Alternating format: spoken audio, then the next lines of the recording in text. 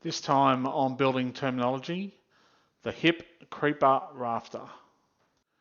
The Hip Creeper Rafter, more commonly referred to as a creeper, is a short rafter connecting the hip and the fascia board and sitting on the top plate or the wall plate.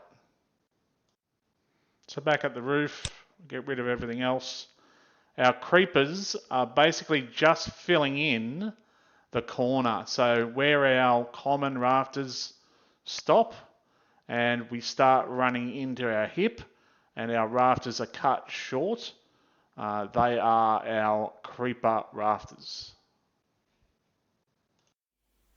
If you like this video, please hit the like button and subscribe to my YouTube channel.